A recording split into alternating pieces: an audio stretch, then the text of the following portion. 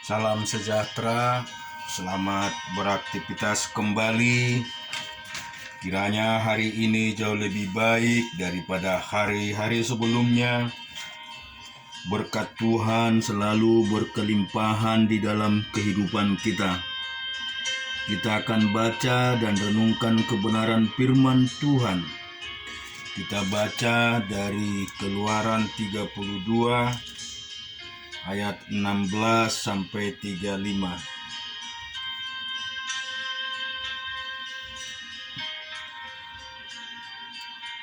Kedua loh itu ialah pekerjaan Allah, dan tulisan itu ialah tulisan Allah, ditukik pada loh-loh itu. Ketika Yosua mendengar suara bangsa itu bersorak, berkatalah ia kepada Musa, ada bunyi sorak peperangan kedengaran di perkemahan. Tetapi jawab Musa, bukan bunyi nyanyi-nyanyian kemenangan, bukan bunyi nyanyian kekalahan. Bunyi orang menyanyi berbalas-balasan, itulah yang kudengar. Dan ketika ia dekat ke perkemahan itu dan melihat anak lembu dan melihat orang menari-nari, maka bangkitlah amarah Musa, dilemparkannyalah kedua loh itu dari tangannya dan dipecahkannya pada kaki gunung itu. Sesudah itu diambilnyalah anak lembu yang dibuat mereka itu, dibakarnya dengan api dan digilingnya sampai halus. Kemudian ditaburkannya ke atas air dan disuruhnya diminum oleh orang Israel. Lalu berkatalah Musa kepada Harun, apakah yang dilakukan bangsa ini kepadamu sehingga engkau mendatangkan dosa dan sebesar itu kepada mereka? Tetapi jawab Harun, janganlah bangkit amarah tuanku. Engkau sendiri tahu bahwa bangsa ini jahat.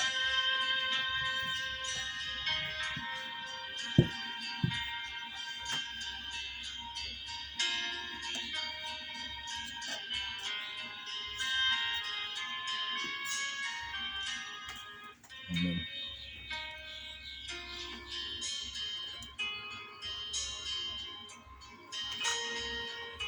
Semata-mata mereka berkata kepadaku, buatlah untuk kami Allah yang berjalan di depan kami, sebab Musa ini orang yang telah memimpin kami keluar dari tanah Mesir. Kami tidak tahu apa yang telah terjadi dengan kami.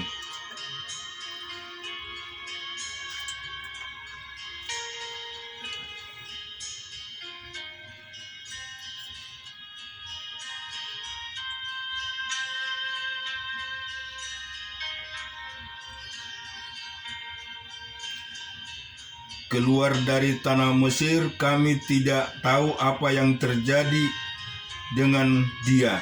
Lalu aku berkata kepada mereka, siapa yang empunya emas haruslah menanggalkannya. Mereka memberikan kepadaku, dan aku melemparkannya ke dalam api, dan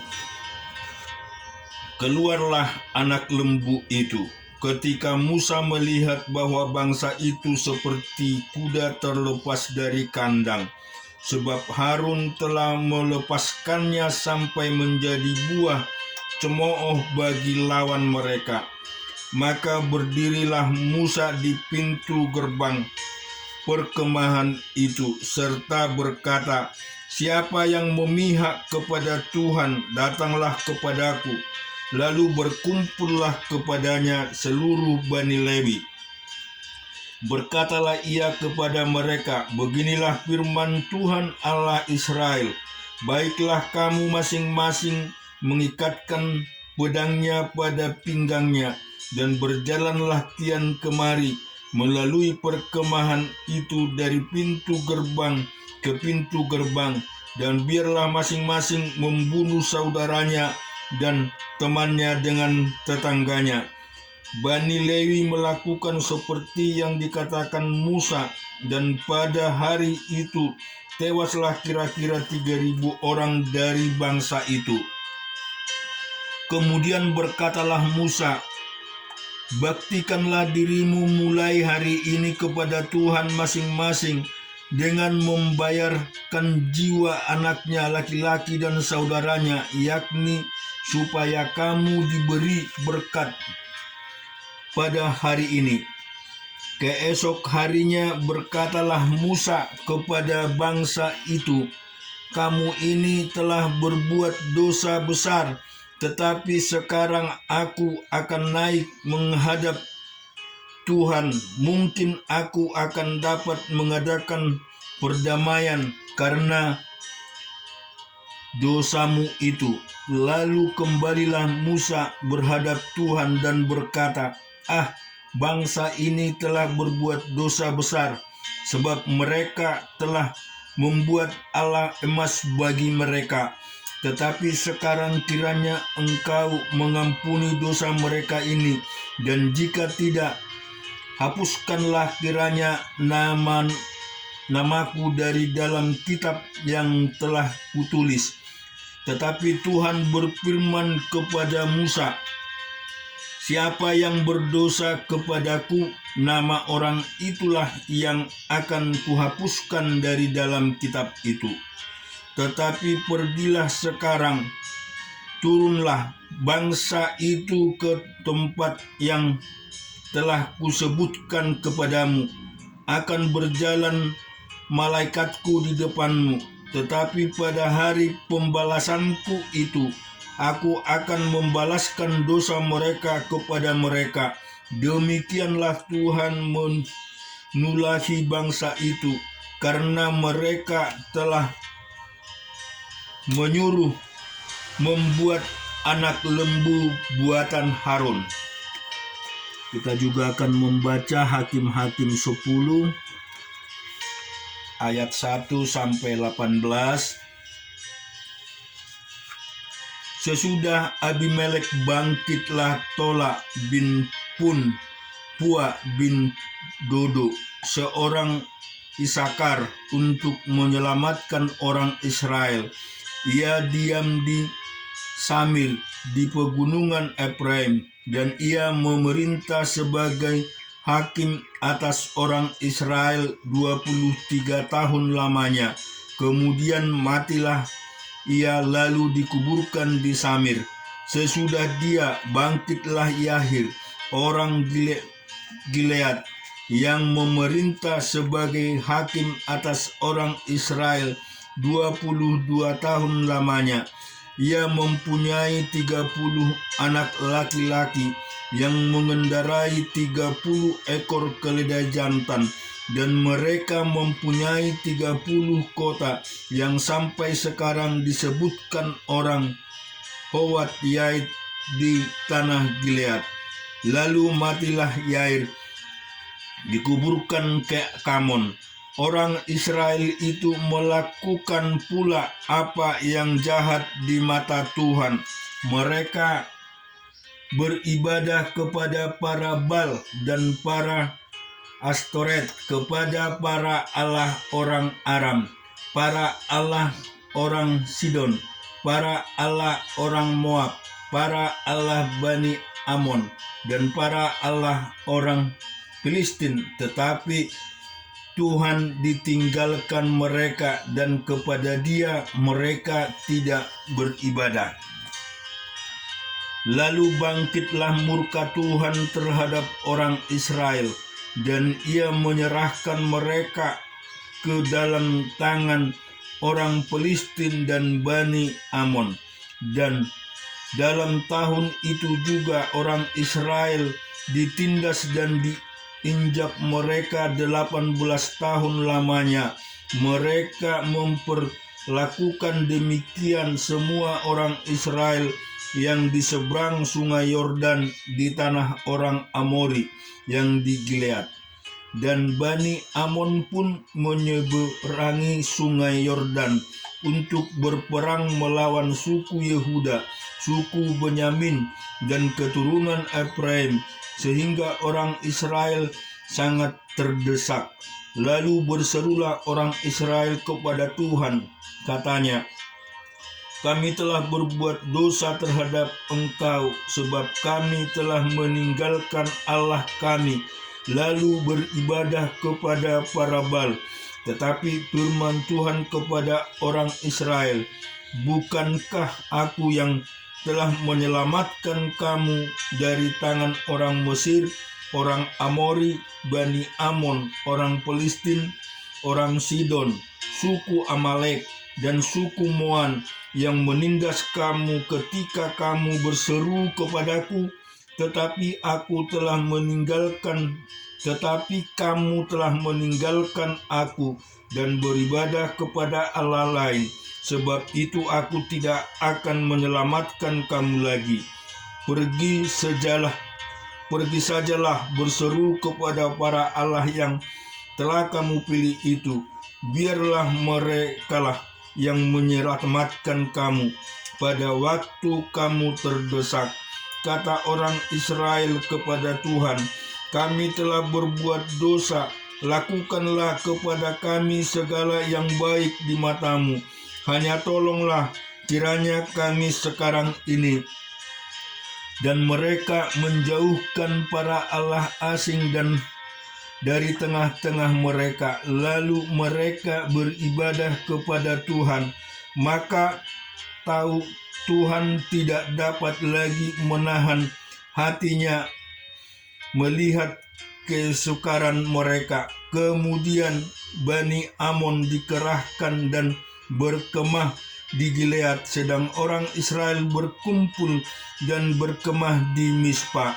Maka para pemimpin bangsa di Gilead berkata seorang kepada yang lain, "Siapakah orang yang berani memulai peperangan melawan Bani Amon itu? Dialah yang harus menjadi kepala atas seluruh penduduk Gilead." Kita juga akan baca Ayub 16 ayat 1 sampai 22.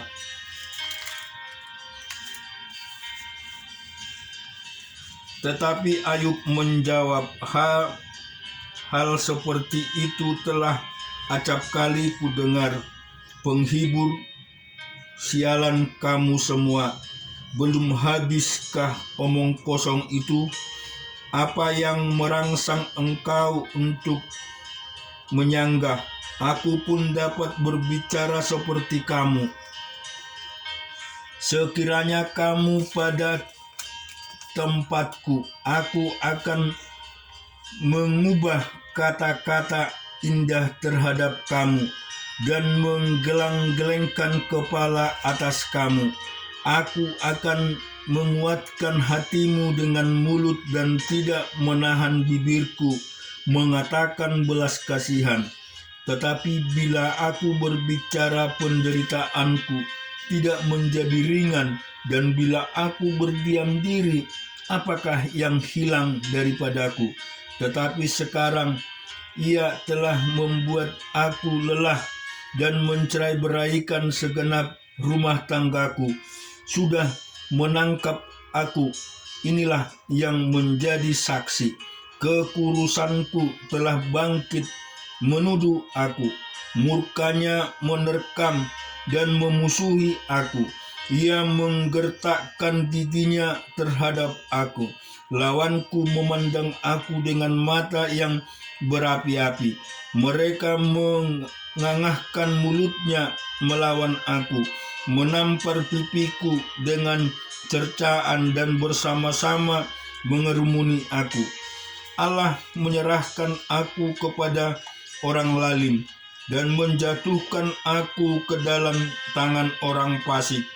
Aku hidup dengan ketentraman, tetapi ia menggelisahkan aku.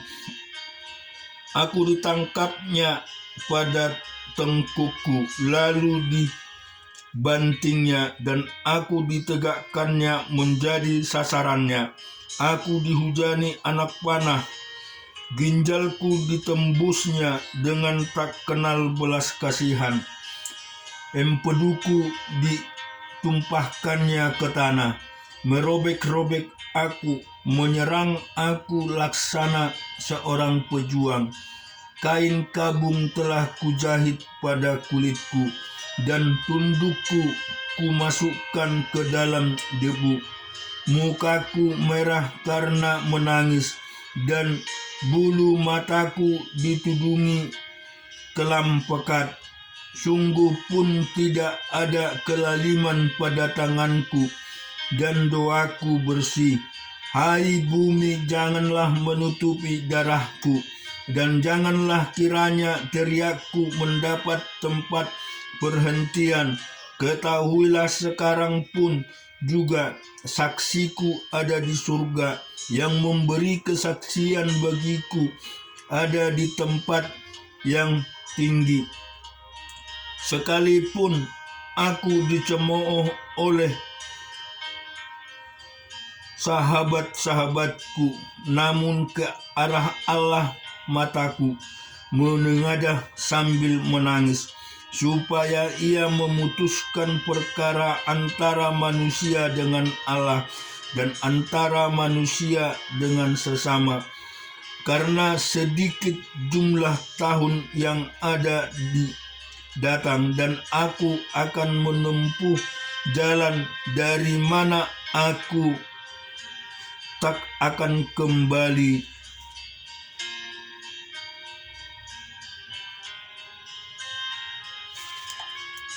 Kita akan baca di Matius 10 ayat 1 sampai dengan 15.